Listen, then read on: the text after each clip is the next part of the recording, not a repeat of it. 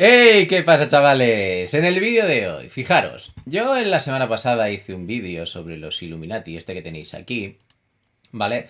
Y en el vídeo me propusisteis hacer un tema de conspiración, y lo tengo por aquí, sobre el 11S. Y realmente, por mayoría aplastante, como podéis ver aquí, hay que hacer ese vídeo. Porque en el fondo, la gente tiene que estar informada de ciertos temas, ¿vale? Entonces, como enfoquemos nosotros el tema, es una cuestión de responsabilidad social. ¿Por qué? Porque aquí, en este caso del 11S, la realidad es que hubo mucha gente que falleció, con lo cual hay que mantener un respeto, ¿vale? Pero los vídeos que yo veo en YouTube se centran en muchos temas que realmente son muy delicados, ¿ok? Entonces lo que vamos a hacer es intentar hacer un vídeo lo más objetivo posible con información, pruebas fehacientes de lo que sucedió ese día y el por qué eso sucedió ese día y las consecuencias de lo que ha tenido. Porque para atender o para entender lo que ha pasado en el 11S hay que entender antes del 11S qué sucedió, durante el 11S qué sucedió y después del 11S lo que ha sucedido. ¿Ok? Entonces, como siempre os traigo yo información pesada, medida y analizada, yo lo que voy a hacer es traeros pruebas de diferentes medios que son fuentes más de fiar que muchas de las fuentes que yo suelo ver por internet. Pero todo esto es debatible debido a que no hay no hay una opinión formada que haya dicho la realidad sobre este tema, debido a que ha habido muchas investigaciones y ninguna de ellas ha sido esclarecedora. ¿Ok? Lo que vamos a intentar es aplicar un poco de lógica y aplicar un poco el sentido común a esta situación para entender qué, quién y por qué ha hecho que esto suceda. ¿De acuerdo?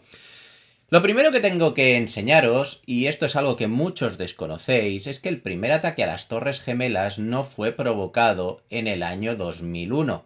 El primer atentado a las Torres Gemelas fue provocado en el 1993. Y os dejo aquí el pantallazo, os dejaré todos estos enlaces en la descripción del vídeo para que veáis que esta información es pública y está en medios contrastados.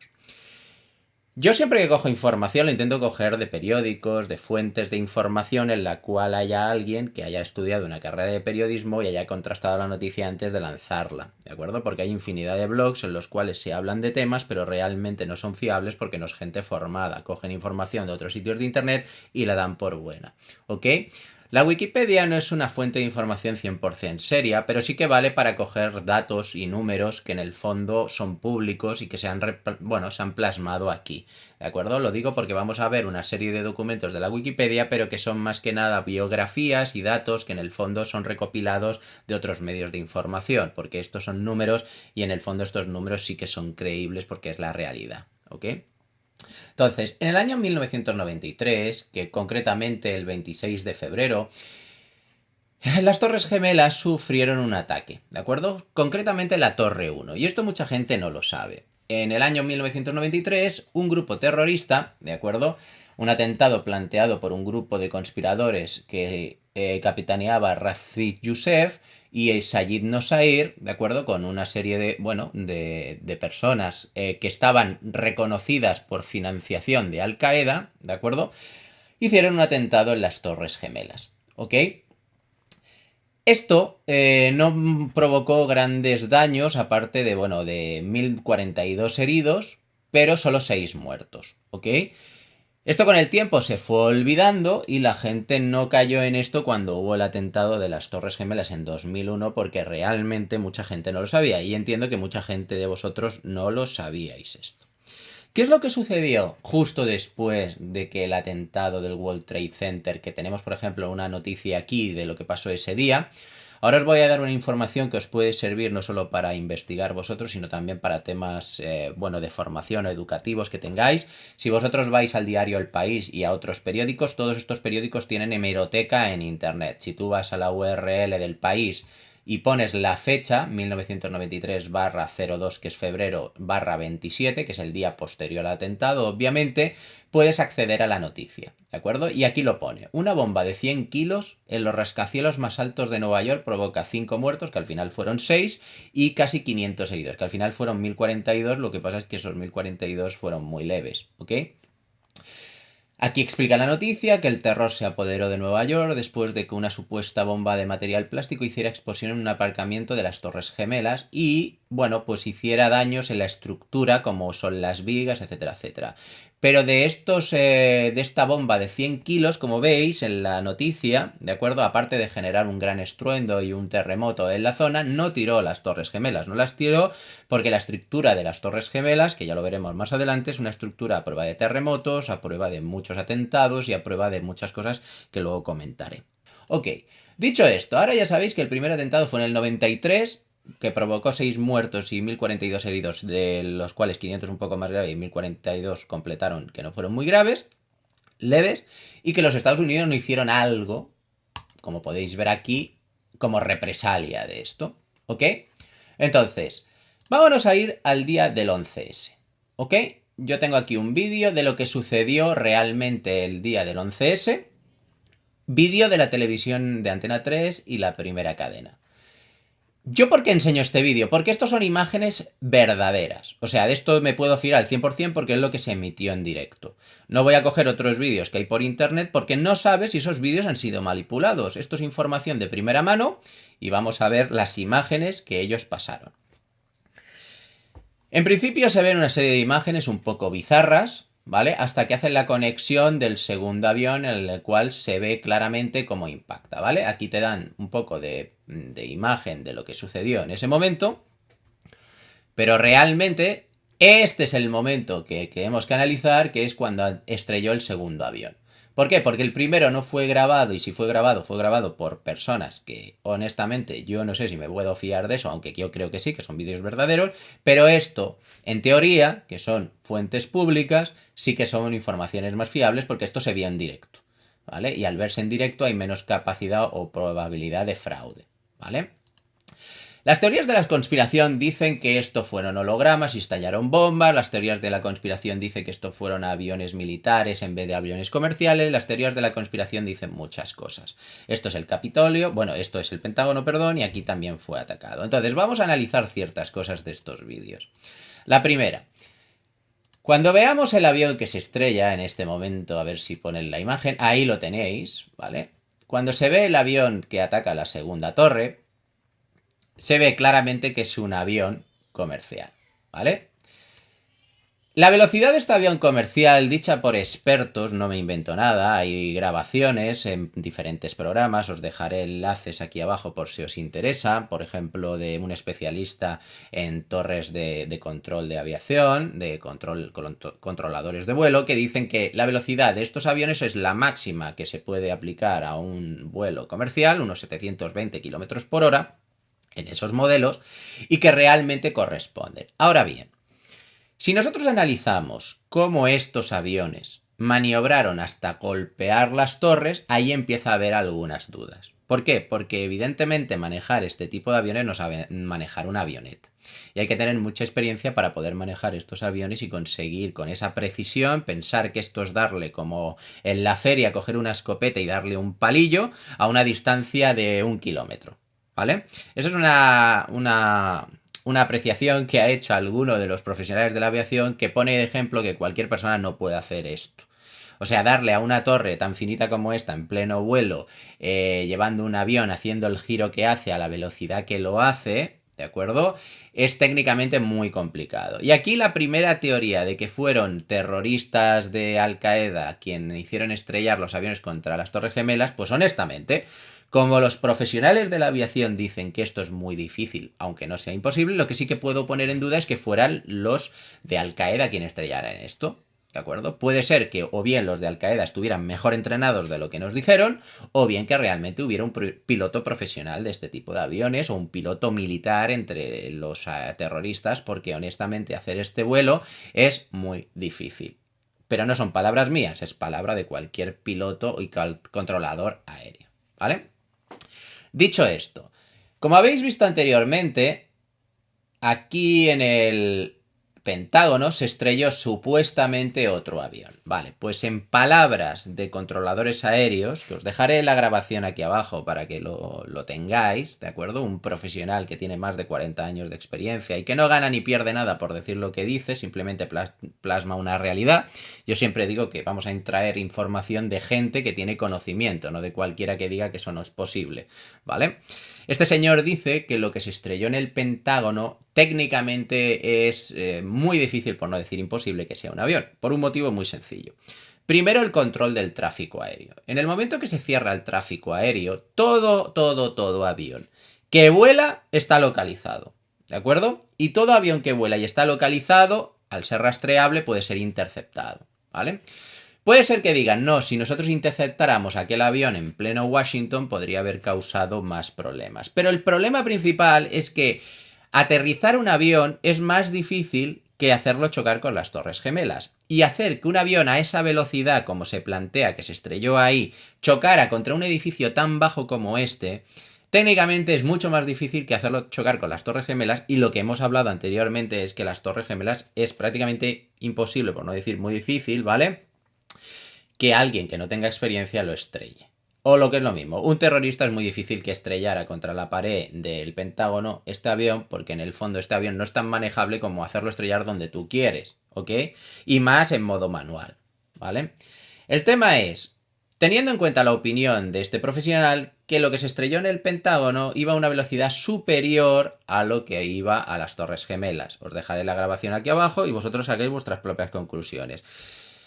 No creo que esto sea un avión debido a los destrozos que hizo, como los hizo, pero eso es una opinión personal mía. Si le preguntamos a arquitectos, etcétera, etcétera, estos arquitectos también te den dudas. Pero en este caso, si nos centramos en el tema aerodinámico de cómo aterrizar un avión en la pared del Pentágono, realmente esto es tan difícil técnicamente que es mucha casualidad que un señor que no tenga experiencia lo pueda hacer.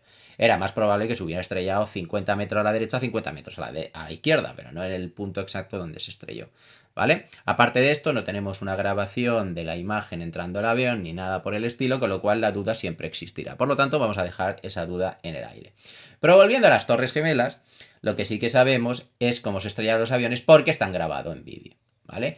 Quitando de las teorías de la conspiración que hablan de que fueron hologramas, etcétera, etcétera, que se estrellaron, que eso es muy surrealista, honestamente es muy surrealista, yo no entiendo cómo la gente puede entender que esa es una teoría válida, pero bueno, es una teoría, la podemos dar por buena porque en el fondo no hay unas pruebas concluyentes de este caso. Quitando de esa teoría, lo que vamos a analizar es una cosa muy interesante, y la acabamos de ver. En el momento que se estrella el primer avión, el tráfico aéreo queda completamente cerrado. ¿Y qué significa eso? Que cuando el tráfico aéreo queda cerrado por un atentado terrorista de estas características, ningún avión, ninguna avioneta y ningún helicóptero, por mucho que sea de la televisión, de la CNN, de la CBS, de la NBC, podía estar en vuelo.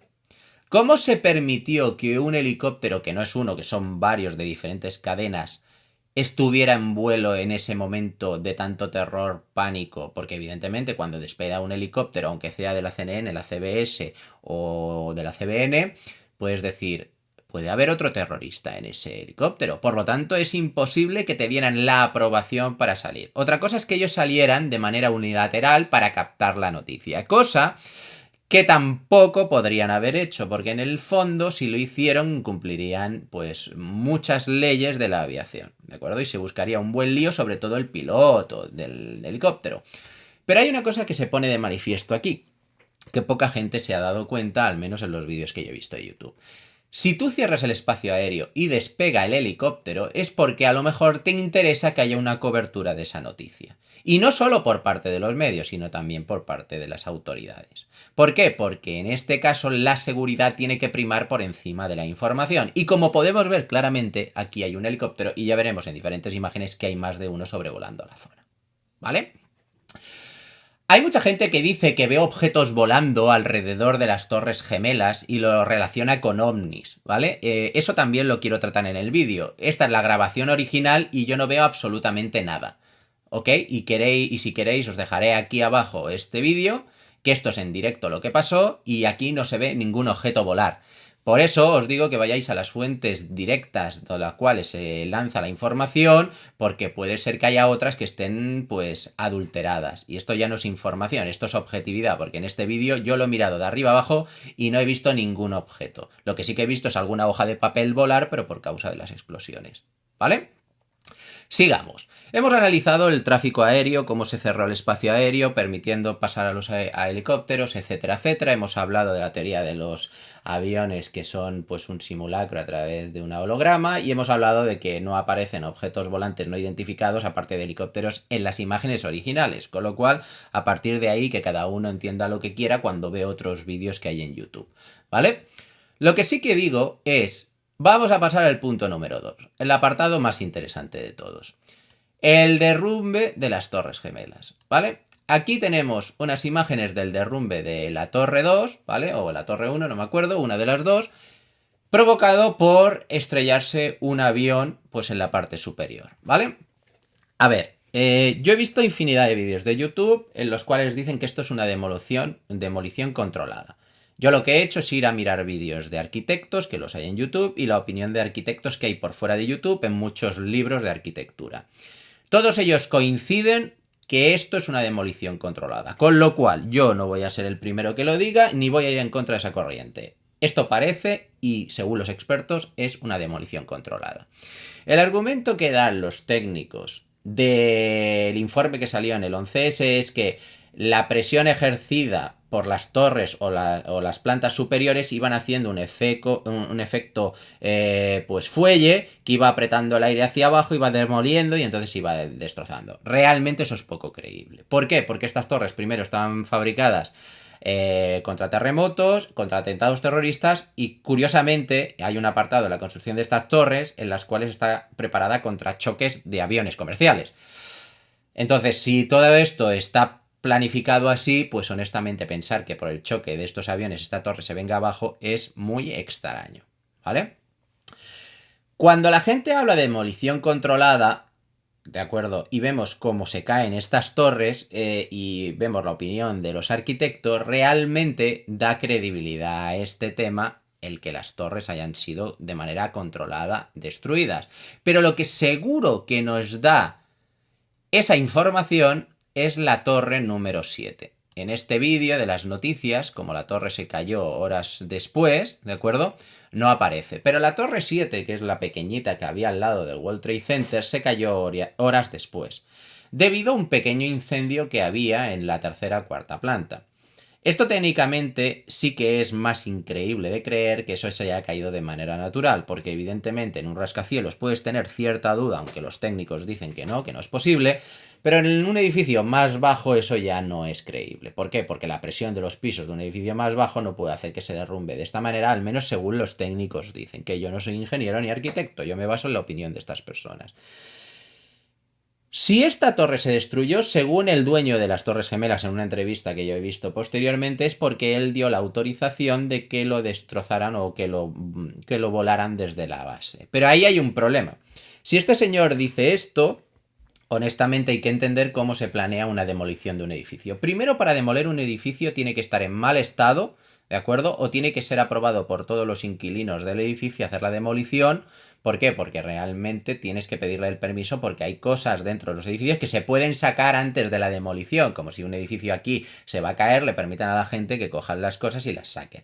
En ese caso, en el edificio 7 había empresas. La leyenda urbana de las empresas que había en el edificio 7 me la voy a saltar, porque no hay pruebas fehacientes de las empresas que había en el edificio 7 y a lo que se dedicaban. Según muchos teóricos de la conspiración, en el edificio 7 lo que había era documentación en la cual demostraba que había gente que había vendido acciones de las compañías aéreas que se han estrellado en las Torres Gemelas y habían ganado dinero antes de este atentado. Con lo cual eso demostraría de que la gente estaba haciendo una conspiración para ganar dinero con estos atentados a través de las líneas aéreas. Yo esto lo pongo en duda porque no hay ningún documento que lo demuestre y la base en la cual ellos se basan, que dicen, oye, es que esto está en un documento físico en esa Torre 7 y al caerse ha desaparecido, tampoco me parece del todo válido porque los movimientos financieros de compra y venta de acciones pasan por elementos informáticos, no solo por documentos físicos, con lo cual de eso sí que tendríamos alguna constancia de alguna otra manera. No todo estaba desinformatizado en el año 2001, había muchas muchas cosas informatizadas y la bolsa es una de ellas, ¿vale? A lo que voy es a lo siguiente. Si se cayó el edificio 7, honestamente eso lo que pone de manifiesto es que había un interés, y esto es algo lógico porque es obvio, porque se ve en las imágenes, algún interés en que esas torres todas cayeran, ¿vale? El motivo por el cual esas torres tenían que caer no se sabe, pero se pueden hacer planteamientos a posteriori, que es lo que vamos a ver ahora, ¿vale? El interés que había en que esas torres cayeran, ¿vale? A partir de aquí van a aparecer ciertas, bueno, pues ciertas conspiraciones que yo he oído y he visto en internet y que ahora con información vamos a ir viendo una por una y vamos a intentar pues dar información que revoque esa información o que dé aporte más información para que vosotros os forméis una opinión propia, ¿vale? Vamos a saltarnos ya el vídeo, que ya lo hemos visto todo, y vamos a ver las muertes que hubo en el 11S, ¿vale? En el atentado del 11S, aquí aparece cómo se produjeron las muertes, quién las produjo, y hubo muertes en los pasajeros del vuelo, hubo muertes de los terroristas, hubo muertes de empleados que fueran a ayudar, bomberos, policías, etcétera, etcétera, hubo muertes de empleados de las Torres Gemelas, y la procedencia de esas muertes es importante entenderla para desmontar algunas teorías. Por ejemplo, la teoría judía, ¿vale? Hay una teoría muy extendida en internet diciendo de que esto lo planearon, bueno, pues los servicios secretos de Israel. Y es una teoría judía al respecto de que las Torres Gemelas fueron derruidas por, bueno, por atentados terroristas promovidos por judíos o con información privilegiada por parte de judíos, ¿vale? Esta teoría es fácil de desmontar y os voy a presentar las pruebas. ¿Por qué? Porque todo está basado en especulaciones. Me explico. La primera especulación es que por internet corre el bulo de que hay mucha gente que dice que no hubo muertos judíos ni israelíes en los atentados de las Torres Gemelas. Eso es incierto, ¿vale? De los 2.700 muertos que hubo, se calcula, pero se tiene fe ciega y cierta en esto porque están los nombres de las personas, que unos 196, ¿de acuerdo?, eran de origen judío y de origen israelí. De hecho, hubo más israelíes que judíos metidos en el ajo, bueno, en las muertes, ¿vale? Y eso desmonta de que no hubo muertes. Hay alguien que dice que se le dio fiesta a las personas judías en las Torres Gemelas. Bueno, esto no está demostrado. Lo que sí que está demostrado es que el propietario de las Torres Gemelas no desayunó el día que cayeron las torres, ¿vale? Eso es una cuestión que el propietario de las Torres Gemelas lo achaca a la suerte porque decía que tenía que ir al médico, concretamente al dermatólogo. Pero realmente eso no se lo cree nadie.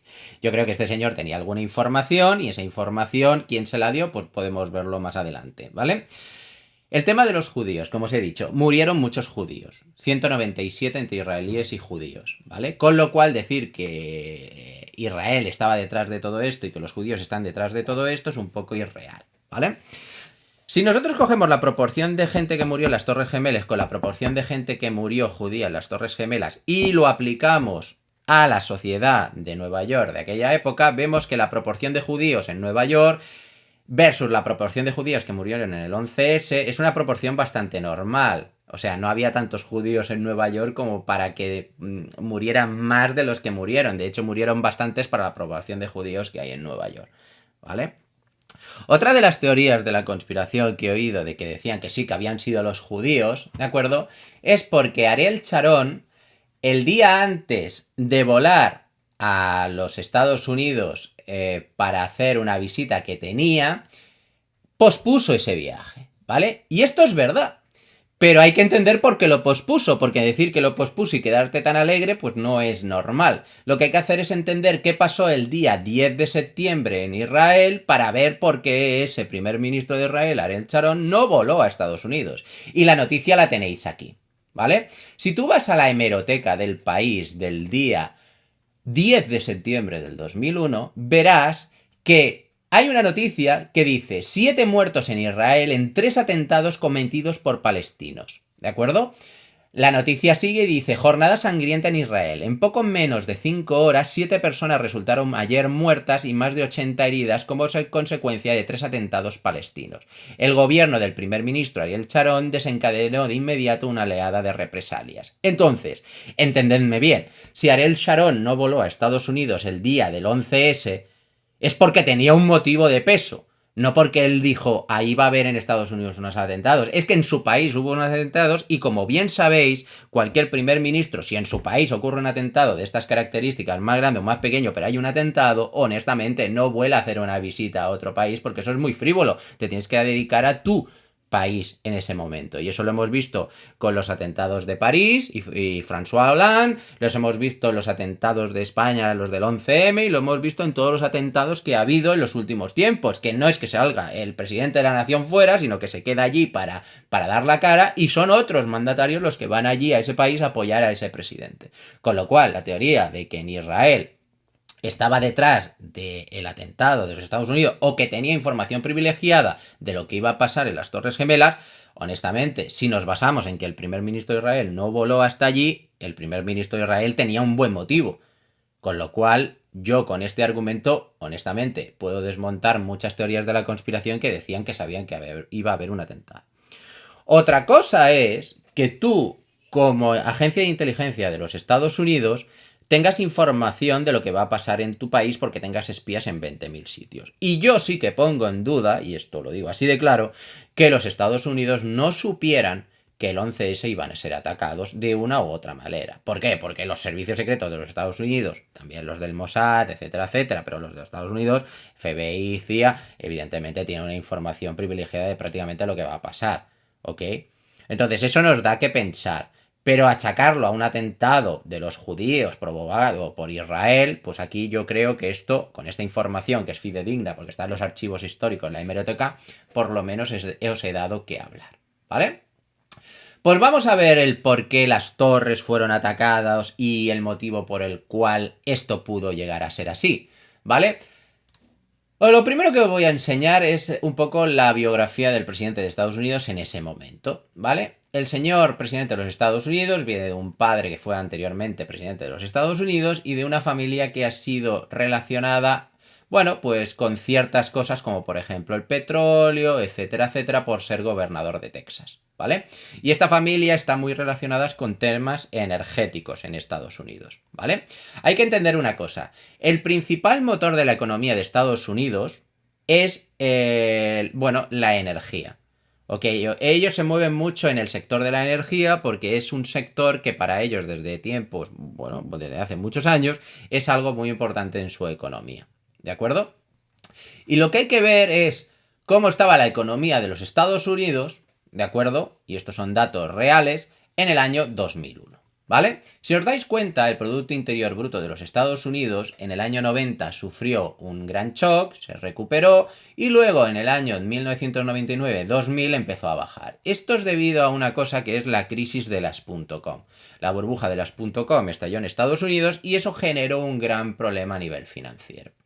Entonces, los Estados Unidos, que tenían como base el tema energético e intentaban repuntar con el tema de las .com, las tecnologías, etcétera, etcétera, y lo están haciendo hasta el día de hoy, por eso son los principales, el principal país que aprueba las nuevas tecnologías y las apoya, porque saben que hay mucho dinero ahí y mucho futuro en esto, ¿de acuerdo? Las empresas tecnológicas y de Internet. El primer intento que hicieron le salió rana. ¿Por qué? Porque se les pinchó la burbuja por temas financieros. Las empresas compraban por 2, vendían por 4, luego de 4 vendían a 8 hasta que explotaba y perdían todo, ¿vale? Pero los primeros que especulaban en bolsa ganaban. Esto les provocó un problema y ese problema derivó en la bolsa. Eso derivó en que la economía de Estados Unidos fuera a peor. Y eso había que corregirlo de alguna manera, ¿vale? Para corregir el tema del Producto Interior Bruto y la economía de un país, normalmente, y los Estados Unidos en esto tienen mucha experiencia, lo consiguen con guerras, ¿vale?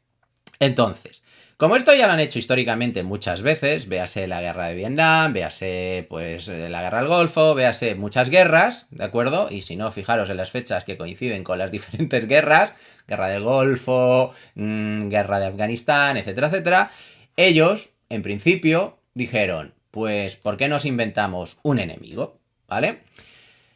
Si nosotros nos inventamos un enemigo, nosotros tenemos un argumento para activar nuestra economía, así de sencillo. Y si nosotros tenemos un argumento que nos dé para ganar dinero, porque nuestro principal motivo o mercado es el energético, pues honestamente eso nos interesa para invadir ciertos países, pero para conseguir que nos invadan de ciertos países hay que buscar y localizar el enemigo en esos países, ¿vale?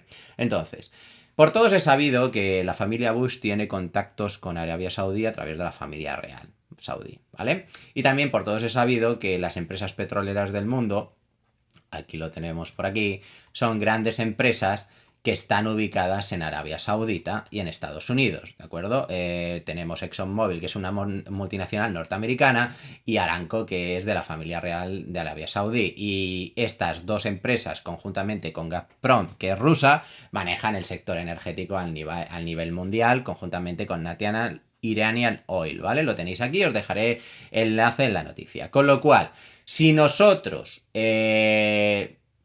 tenemos control de toda la zona, entre que tenemos amigos en Arabia Saudí y podemos invadir ciertos países con la excusa de que nos han atacado ciertos terroristas de esos países, perfectamente yo puedo tomar la decisión de atacar esos países y encima activo mi economía, la economía de guerra, porque provocó una guerra, ¿vale? Entonces, ¿cuál es mi teoría al respecto de esto? Mi teoría al respecto de esto es la siguiente.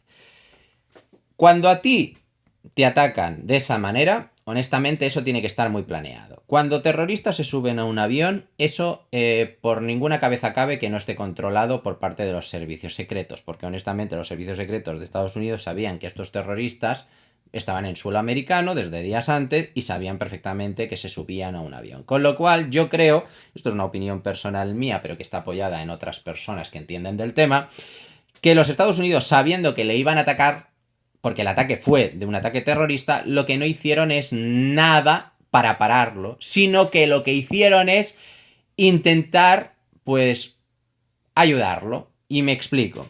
Si tú entiendes de que dejas subir una persona a un avión para que se estrelle con las Torres Gemelas, lo que puedes entender es que si sabes que lo van a estrellar, ellos podían haber preparado tranquilamente las cargas que hay en la Torre Gemela, ¿de acuerdo? Para hacerlas estallar y que fuera una demolición controlada. Con lo cual ellos no han atacado las Torres Gemelas y lo que han hecho es ayudar a que se caigan, ¿vale? Que no es lo mismo que provocarte tú mismo el atentado, sino que es aprovechar que te iban a atacar de todas, porque esto yo no lo pongo en duda, para aprovechar esa tendencia, ¿vale?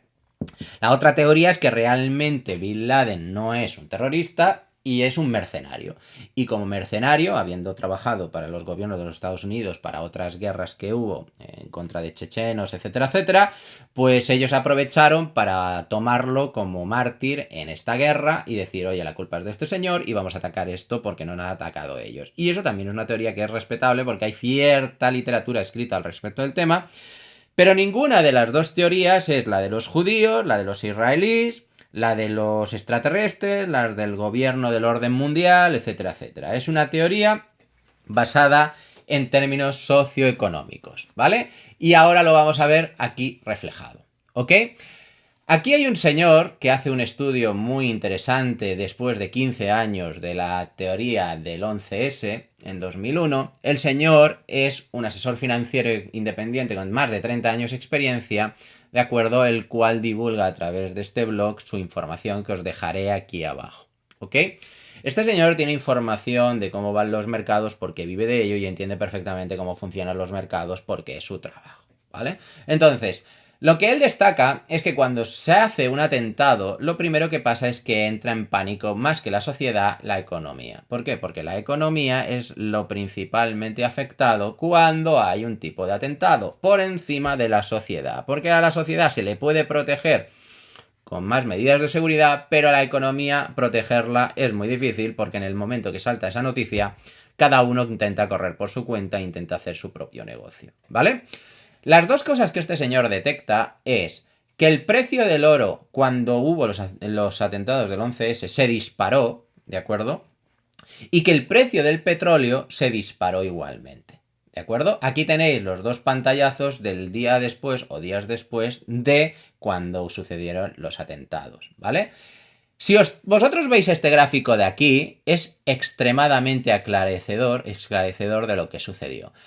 El petróleo volvió a máximos históricos después de 20 años. Con lo cual, las personas que tuvieran petróleo o alguien que vendiera barriles de petróleo, la familia saudí de Arabia Saudí se frotó las manos ese día, especuladores del tema del petróleo se frotó las manos ese día y han ganado mucho dinero a lo largo de los años porque han conseguido dejar los listones del precio del petróleo muy por encima de lo que venían dándose justo antes de los atentados, como podéis ver aquí. Los picos son esclarecedores. En economía y en estadística normalmente es muy difícil mentir porque tenemos datos, tenemos números. Aquí no hay opiniones. Lo que pasó después del 11S es que el petróleo subió como la espuma. Y lo que subió también, al igual que el petróleo, fue el oro. Y curiosamente, ¿quién tiene la gran cantidad de petróleo y de oro en el mundo? Curiosamente, pues lo tienen. Y aquí lo tenéis. Las mayores reservas de oro la tienen, y lo vamos a ver en esta imagen un poco ampliada, ¿vale? Estados Unidos, Alemania, ¿de acuerdo? Como principales. Pero aquí, ¿de acuerdo? También, sinceramente, Arabia Saudí ocupa el puesto número 17, pero esto es en el año 2013, ¿ok? Pero Estados Unidos se hizo con todo el acopio del oro y la gente, cuando hay pánico, se refugia en el oro. ¿Por qué? Porque el oro es un valor seguro. Esto lo habéis oído 20.000 veces. ¿Por qué el oro vale tanto? Primero, porque se encargan ellos de que valga tanto.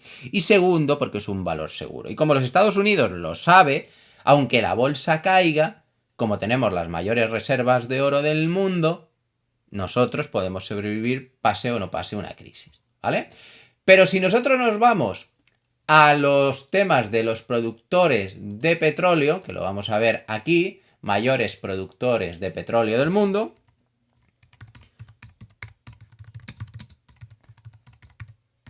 los mayores productores de petróleo en el mundo, tenéis que tener muy claro que el primero es Estados Unidos después de la invasión de todos estos países, ¿vale? Y el segundo, curiosamente, Arabia Saudita, que es su socio. Y entre los dos mueven todo lo que es el mercado del petróleo, exceptuando algunos países como Rusia y China, curiosamente competidores de Estados Unidos en muchos mercados, pero principalmente también en el energético, los cuales no pueden meter mano a más reservas porque los países han sido invadidos por Estados Unidos con la excusa de que han sido atacados por un atentado terrorista.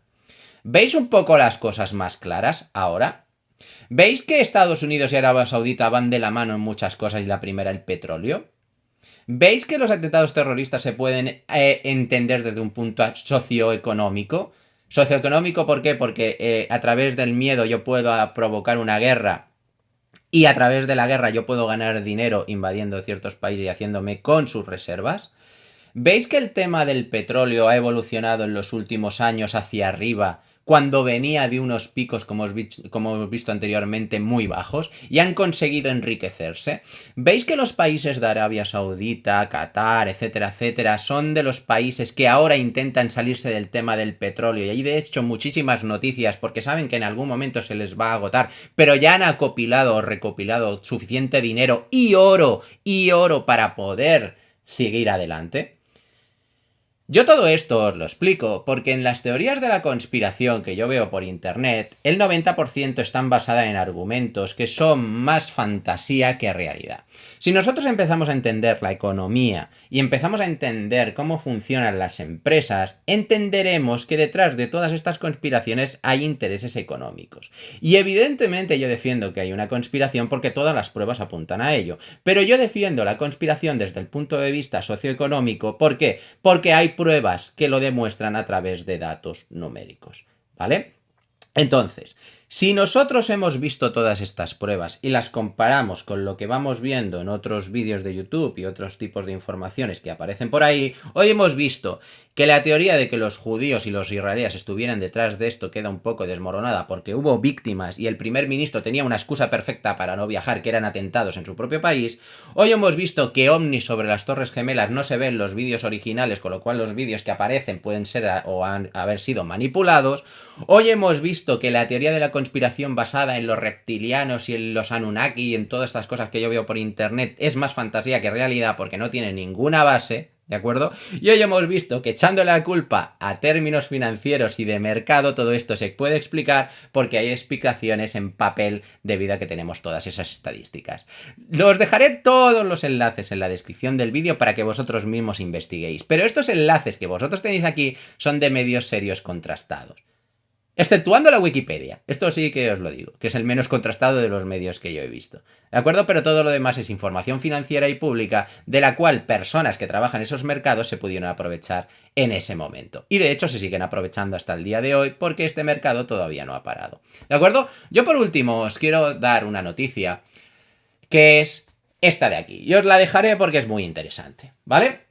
La noticia dice, así reacciona la economía ante los grandes atentados. Quiero que os la leáis, porque esto os explica cómo desde el punto de vista de las finanzas y la economía, un atentado tiene impacto. ¿De acuerdo? Desde el 11S a lo que ha pasado en París. Y a partir de aquí vosotros podéis valorar lo que yo os he dicho y compararlo con lo que habéis visto en otros canales, aquí en YouTube. ¿De acuerdo? Yo sin más me despido. Ponerme todas las preguntas que tengáis al respecto de este tema. Evidentemente este vídeo ha sido larguísimo, pero he intentado tocar todos los máximos temas posibles. Si me he dejado alguno, evidentemente es por falta de tiempo, pero si queréis que lo desarrollemos, lo ponéis aquí abajo y lo podemos ver conjuntamente, a lo mejor en otro vídeo. Como veis, se puede hablar de todo, pero se tiene que hablar de todo con una formación y con algunas pruebas que sean fehacientes o que sean contrastables.